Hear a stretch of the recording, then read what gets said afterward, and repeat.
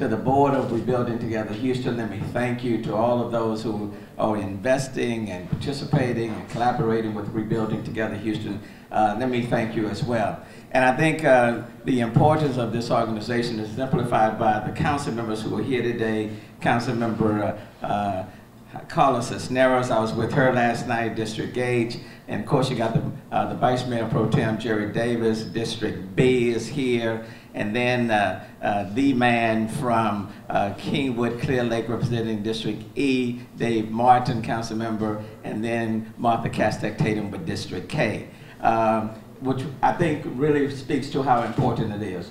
As we remember September 11th, because we never want to forget what took place on September the 11th, the lives that were lost, the families that were impacted, a country that was deeply moved. And now 1 year later, when we think about Harvey and what took place then, and as we pray for those families, communities that will be facing Florence, we certainly want to keep them in our prayers. 1 year later, we're 1 year from Harvey, and we're still here, we're still standing, we're still Houston strong. And in large part, it's because of those who have lent support to Rebuilding Together Houston. I want to thank all the companies, the nonprofits, corporations, partners that have invested in an organization like this one. Certainly want to thank Citco. I know out in Independent Heights agreeing to take on repair 300 homes in Independent Heights over the next few years. Was out there with them, so thank you all so very much. Because it's not just helping one individual, one family, it literally is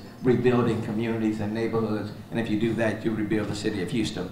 As we wait on the federal dollars to come to the city of Houston, and especially as it relates to housing, those dollars, that $1.14 billion, those dollars have yet to arrive, but for organizations like this one, Rebuilding Together Houston, literally thousands of homes would not have been repaired or rebuilt.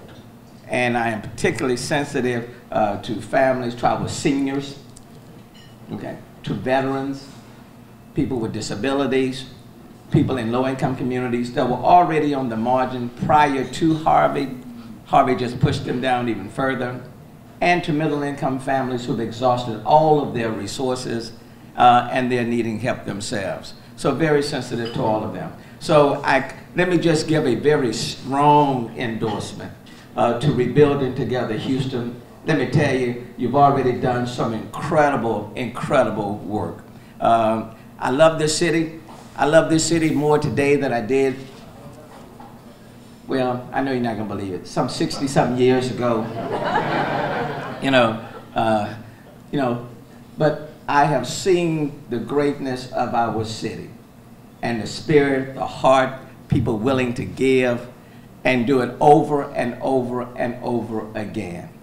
And one of the reasons why I wanted to be here today is to say, literally just to say thank you.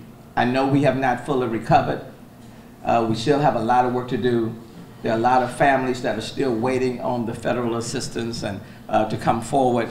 But I want to thank you for the lives you have already impacted, for the communities you've already changed, for the investment that you've already made. As we say at my church, if you cast your bread into the water, it'll come right back to you. I believe that, and you literally are changing lives and you're making this city better.